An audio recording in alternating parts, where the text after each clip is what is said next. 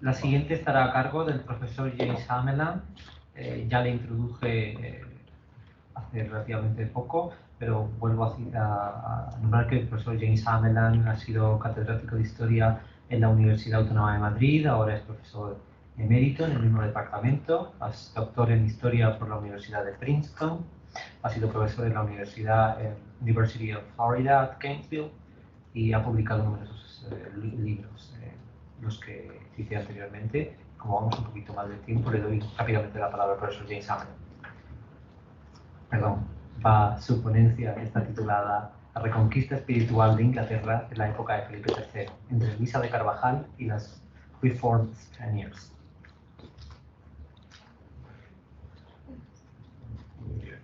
Yo creo que tengo un título que yo no sé si es más antiguo o más reciente, pero realmente trata la misma cosa. Pues yo también, como todo el mundo, agradezco mucho no solo la posibilidad de estar aquí, sino lo que es la infinita paciencia del público de estar escuchándonos a estas horas y procuraré ser de una manera breve. No, estoy intentando ver dos pantallas ahora. Bien, aquí. Lo que quisiera hacer es hacer una descripción muy breve de un proyecto que tengo en marcha, que bueno, es un proyecto que me ha acercado mucho a algunos de los temas predilectos de la obra de nuestro homenajeado Antonio Ferros. Y sobre todo es una cuestión de las relaciones religiosas entre Inglaterra y España durante y después de la crianza de Lerma, que es un periodo que me imagino la mayoría de vosotros sabéis que, bueno, incluso sería, bueno, es buena pregunta realmente si existen relaciones espirituales entre los dos países en este momento. Y el propósito es intentar, de alguna manera, acercar y explorar dos senderos contrarios, opuestos, pero también extrañamente paralelos, de lo que es misión española, tanto a Inglaterra como dentro de Inglaterra en ese momento. Y bueno, hasta cierto punto es una continuación de lo que nos ha presentado Roger Chartier, su exploración de los contactos culturales y religiosos entre estos dos países en tiempos de Cervantes, Lope de Vega y de Shakespeare. Tanto que no sé si esta charla debería llamarse Hameland 1 o Chartier 2. La figura principal, o quien es más llamativa, es Luisa de Carvajal, que hemos mencionado un poco, pero bueno, una aristócrata española, nacida en 1566. Ella renunció a una vida de lujo en la corte para fundar una beatería bastante cerca al rastro actual de Madrid. Luego tomó la dramática decisión de irse a la misma cueva del demonio, de Inglaterra, como misionera autorizada y solitaria, para convencer a los ingleses a volver al catolicismo y al mismo tiempo conseguir su propio martirio. Y efectivamente murió allí en 1614, aunque muy a pesar suyo de causas naturales y no de sangre y fuego. Los otros dos protagonistas son tres, aunque realmente son dos y medio, monjes españoles, que yo llamo los españoles reformados, porque ellos abandonaron el catolicismo para declararse protestantes en Inglaterra, es decir, que ellos representan al revés de la trayectoria de Luisa de Carvajal. Ellos buscan en Inglaterra no un campo para un proselitismo, ni mucho menos el martirio católico, sino el lugar ideal para deshacerse de su catolicismo ibérico y unirse a la oposición luterana, sino calvinista. A primera vista, lo que a mí me llama la atención son las diferencias dramáticas entre estas dos, varias historias, ¿no? Son diversidades que incluyen no solo las diversas identidades espirituales, incluso de género, sino también las muy complejas motivaciones y aspiraciones de los individuos que forman parte de esta historia. Pero también uno registra la existencia de numerosos puntos en común, incluso durante el periodo de tan alta tensión entre ingleses y españoles como la época de Spanish Match, el matrimonio español posible entre el heredero al trono inglés, Carlos, que va a ser el rey Carlos I, y la infanta española, que fue más o menos previsto en el año 1623, y volveremos a ello dentro de un momento. Y tal vez lo que más compartían en común estas diversas trayectorias es que lo que sabemos de estos individuos no proviene tanto de la documentación oficial externa, sino al contrario, de la documentación más interna posible, es decir, sus propios escritos autobiográficos. Y voy a intentar presentarlos muy rápidamente. La primera diapositiva. Bueno, empezamos con Luisa de Carvajal. Como he mencionado, ella era una autoproclamada misionera. Su misión era llevar la verdad de Dios a los ingleses. Y conocemos su historia sobre todo gracias a una fuente, que son las misivas, muchas veces muy detalladas, que ella escribió a algunas amigas y sponsores en España desde Inglaterra, ¿no? En resumen, ella se había instalado en Londres en 1605. Antes había comenzado a escribir un total de, lo que acaba haciendo es escribir un total de casi 180 cartas a una amplia gama de mecenas y amigas, que empezó en 1600, mientras todavía estaba en España, hasta su viaje a Londres en 1605, y luego continuó hasta su muerte por causas naturales en Londres en 1613. Próxima diapositiva. Estas cartas fueron publicadas en la Biblioteca de Autores Españoles en 1966. Y esta es la edición que manejamos todos, pero la próxima también. Más recientemente han sido traducidas al inglés por Glenn Redworth y algunos colaboradores. Así que realmente tenemos la posibilidad de una lectura bilingüe finalmente de estas dos cartas. Y bueno, por desgracia no tengo tiempo para entrar en mucho detalle, pero son, como podéis imaginar, son cartas fascinantes. Constituyen uno de los epistolarios femeninos más interesantes y singulares de toda la Europa moderna. Bueno, como no tengo tiempo para entrar en detalle, pero en resumen, encontramos un registro día al día de esta líder espiritual y autodenominada misionera, que adopta una amplia gama de tácticas para devolver el Reino Unido al sendero de la verdad católica.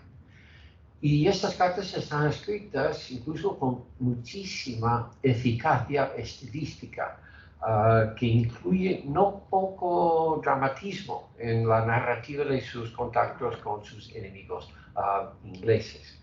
Para citar solo un ejemplo sobre qué escribe, en algún momento no puede aguantar más el secretismo de su misión y busca el martirio directo.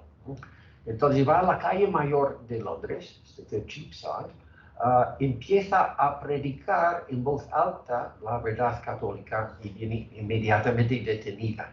y llevado a interrogación ante un magistrado local. El magistrado realmente no sabe qué hacer con ella. Finalmente incluso interviene el embajador Gondomar, consigue su libertad. Esto le frustra enormemente, ¿no? Porque esto así evita el martirio que está intentando conseguir, ¿no? Y todo está registrado en una prosa muy directa, muy viva, que intenta involucrar sobre todo a lo que es su red de lectoras en España, ¿no? Para aumentar lo que es el nivel de apoyo y cosas por el estilo. Y bueno, los otros protagonistas de mi proyecto son los contrincantes de Luisa de Carvajal, hasta cierto punto. Próxima diapositiva. En 1621 aparece este folleto de unos 20 páginas y también al mismo tiempo una versión en latín. Próximo. En ellos, un hombre que se llama John Nicholas and Charles cuenta su autobiografía espiritual. Su historia, bueno, es un monje, dice, bueno, nace en Cataluña, en Lleida. Él pasa una época como monje en el Escorial. Allí tiene una crisis personal durante la cual pierde su fe en la verdad católica. Luego se marcha a España, acaba estudiando medicina en el sur de Francia y finalmente acaba en Londres. Vemos aquí en lo que es la primera página en que empieza a contar esto. Realmente es un relato autobiográfico en que narra con cierta habilidad literaria, ¿no? Lo que han sido los peligros, lo que han sido las fugas, las venganzas y un poco novelesca, ¿no?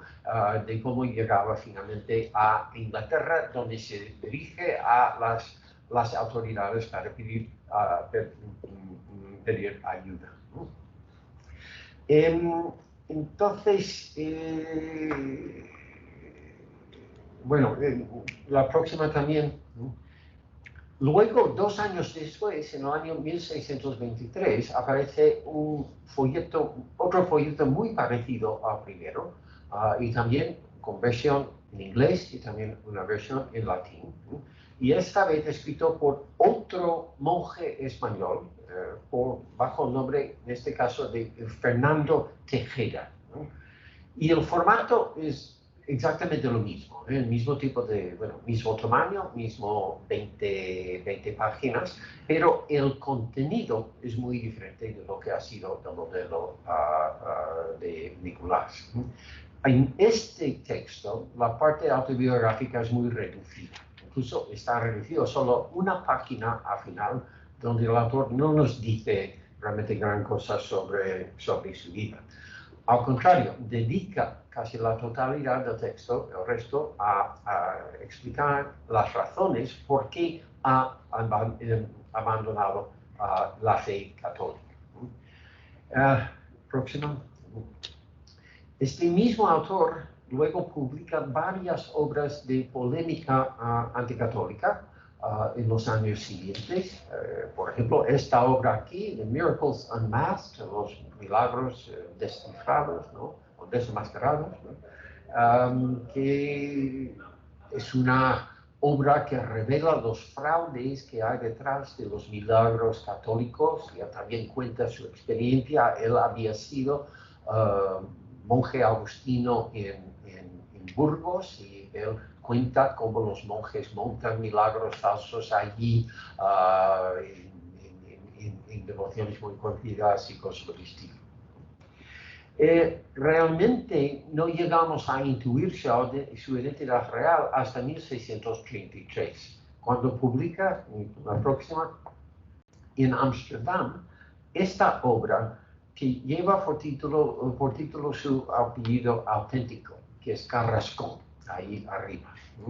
Y por cierto, ahí abajo aparece el nombre de el impresor de esta obra, impresora como mujer pone el nombre María Nodriza. Sabemos por otros documentos que este era el seudónimo utilizado por un famoso rabino de Ámsterdam, que también era impresor, y bueno, que había sido dibujado, muy famoso, dibujado por Rembrandt, su retrato y varias otras cosas. Es una obra extrañísima. Se dedica sobre todo a, bueno, no tiene mucha lógica interna porque va saltando de una cuestión a otra, pero se dedica sobre todo a defender lo que es la lectura del texto masorético de la Biblia hebrea, es decir, es una disputa bastante técnica sobre las distintas versiones de la Biblia en hebreo entre los judíos de esta época. Demuestra, desde luego, mucho conocimiento de lo que es no solo lo que es el texto hebreo original del Torah, sino también de mucha otra cuestión teológica judía. Y sugiere, realmente, si uno intenta explicar lo que está pasando aquí, da la impresión de que el autor está preparando de una manera una nueva conversión, esta vez al judaísmo. Igual es una reconversión, igual está volviendo a raíces judías que había llevado desde la península ibérica a un estudioso navarro que ha sugerido que en efecto él proviene de una familia conversa y cosas por el estilo. La próxima, mi tercer monje español realmente no era ni monje ni español, pero quiero empezar con este texto, The English Spanish Pilgrim, que fue publicado en 1629, es difícil ver el nombre, pero de un James Wadsworth. Y Wadsworth era todo un carácter. Próxima. Su introducción, él nació en Inglaterra, pero su introducción al catolicismo español provino del hecho de que era hijo de James Wadsworth, el mayor, su padre, que era el capellán anglicano de la famosa embajada inglesa a Valladolid en 1634 para firmar el tratado, y su padre era el capellán anglicano en esta embajada. Luego se quedó en España, él se convirtió al catolicismo, ¿no? Y pasó el resto de vida en España. Luego, unos años después, publicó este libro, El remordimiento de un predicador protestante, que defiende lo que es su vuelta al catolicismo, su renuncia al protestantismo y cosas por el estilo. Por cierto, no hay ninguna referencia autobiográfica en este texto, es un texto puramente, digamos, de homilética. El hijo era muy diferente, era bribón, vividor, se reía de cosas religiosas y cosas del estilo, buscaba empleo en la corte de Madrid, cuenta cosas bastante interesantes, estaba en cierto entorno de la Guardia Real y cosas del estilo, mucho chismorreo de corte y cosas del estilo.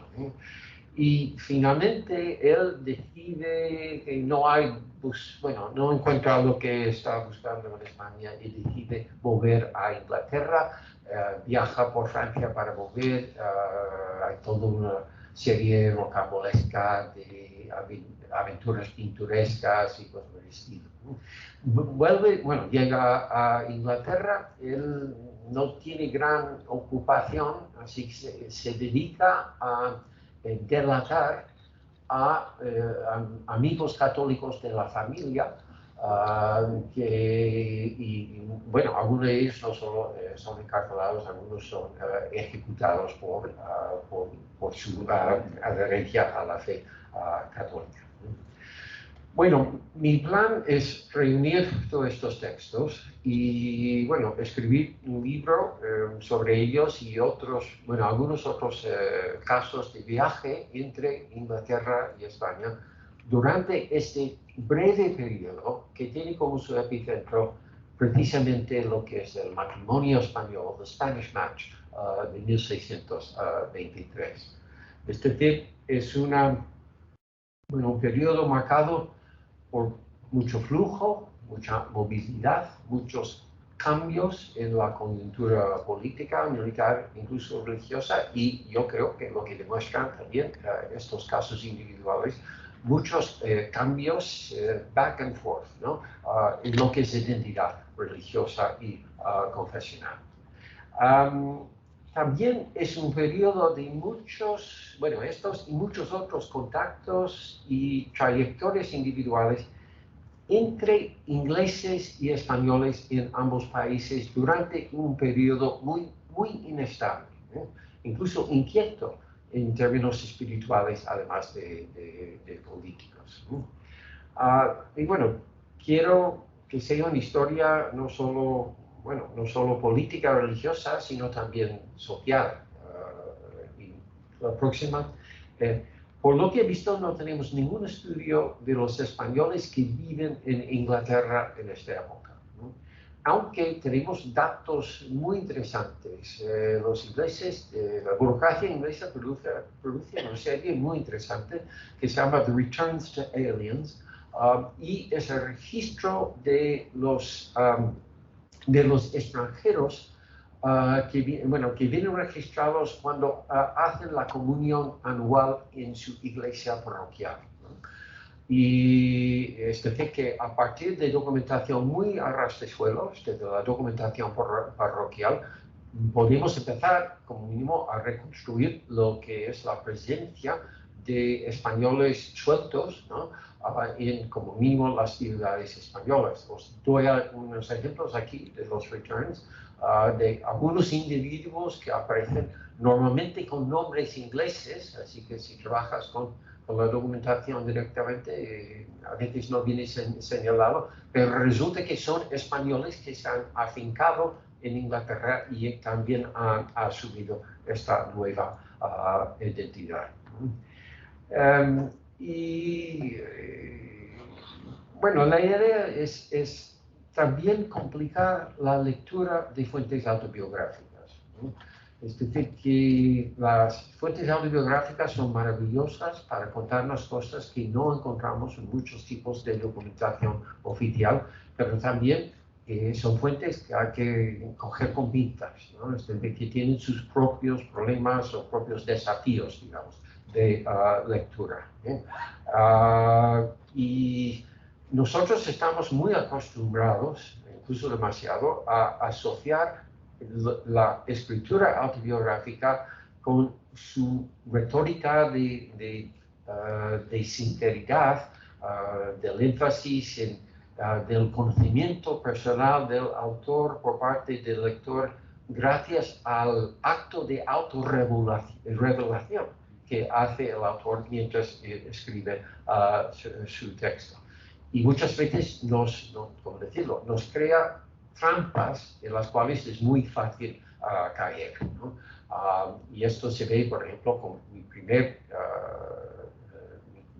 monje español, John Nicholas, que viene recibido, es el primero de monjes españoles que llega a Londres y viene recibido por el arzobispo de Canterbury mismo, y le prometen toda serie de apoyos y cosas del estilo. Él es médico de profesión, se había estudiado medicina después de dejar la escuela. Lo único que pide es una plaza como médico en el Colegio de Médicos, the College of Physicians, en Londres. Le hacen un informe oficial y, bastante a su sorpresa, viene rechazado como un reconocido criminal y bribón que no ha aportado documentación sino falsa de sus estudios médicos y cosas por el estilo. Por desgracia, el informe hecho por el médico encargado de ello, por cierto, James Raven, que es un especialista médico muy importante en Inglaterra, le llaman un damnable rascal, un bribón condenable, ¿no? Pero no explica las razones por qué le han rechazado su petición de practicar medicina allí. Y bueno, para acabar, el propósito más general es intentar dar una fundación más sólida y más amplia a nuestro conocimiento de este acercamiento tan extraño que era el Spanish Match, este intento de alguna manera apaciguar las diferencias entre quienes se han visto como los mayores enemigos en casi toda Europa en ese momento, al menos desde la Armada Española de 1588. Y también durante la época de los años 20, justo antes del comienzo de la Guerra de 30 años, había muchísima profecías, movimientos espirituales y todo esto, pacifistas, intentando buscar una resolución a lo que son los conflictos religiosos que van a empeorar dramáticamente a partir de 1621 con la guerra de los 30 años.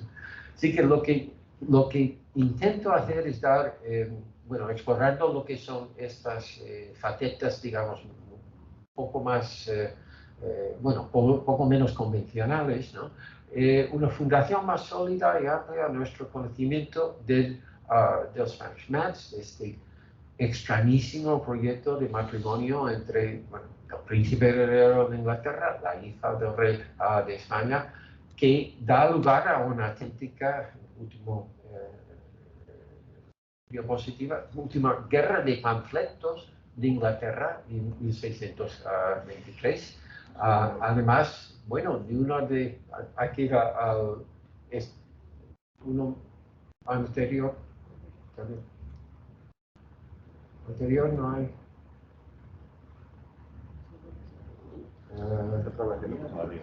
No hay. The Game of Chess estaba ahí. Está ahí. Lo veo ahora.